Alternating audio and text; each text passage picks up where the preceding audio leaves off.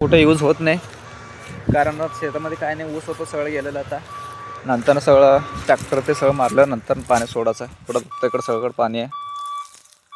आणि इथं आमचं छोटं हे guys, good morning, welcome to my new blog. आता मी कुठं चाललो म्हणजे आमच्या शेताकडे चाललो होतो, आणि हे डब्बा ते घेऊन चाललो होतो आमच्या बाबाला द्यायला डबा. सो आता सकाळचे 10:30 वाजत होते, आणि काल आमच्या शेतामध्ये ऊसाचं मशीन आलं होतं, त्यासाठी शेताला चाललो होतो, आणि आमच्या वडिलाला डबा ते घेऊन चाललो होतो. तर बघता तुम्ही.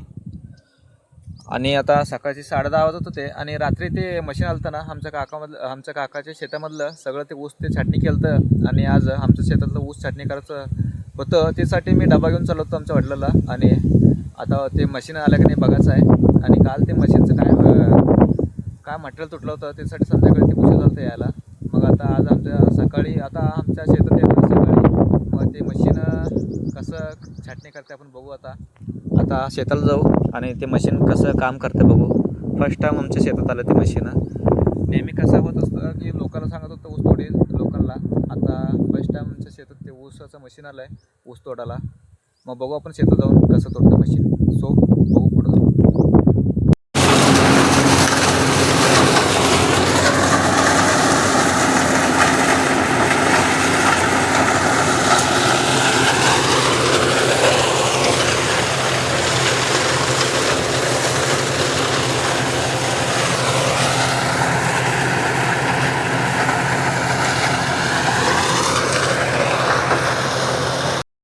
गाईज, सगळं आमचं शेतामधलं सगळं ऊस तोडत झालं. इथं पुढं बघता तुम्ही, 1-1.5 तास सगळं संपलं होतं 1 एकरचं. आणि फर्स्ट म्हणजे इथं पुढं आमच्या साईडच्या शेतामधलं तोडलं होतं ऊस काल दुपारी. आणि संध्याकाळी आमच्या काका शेतातलं इथलं ऊस तोडलं होतं. पुढं बघता सगळं, आणि सगळं तोडं झालं होतं आमचं पण. सगळं आता ऊस तोडं झालं होतं सगळं पुढं बघता येतं. आणि पुढच्या शेतामध्ये सगळं ते मशीन अजून परत ऊस तोडत होतं बघा येतं पुढं. तर सगळं झालं, आता घरी जाणार आहे.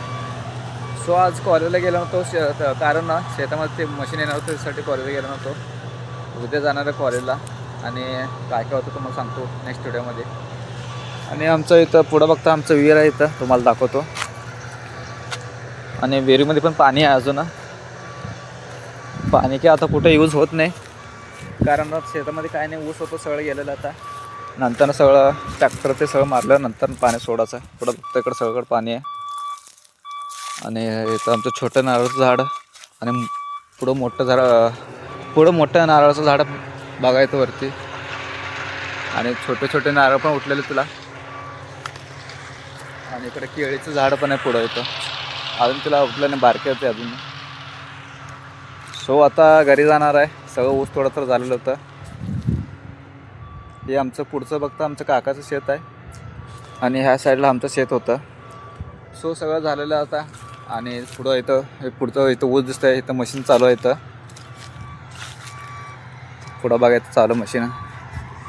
आणि आता घरी जातो, आंघोळ ते करतो परत.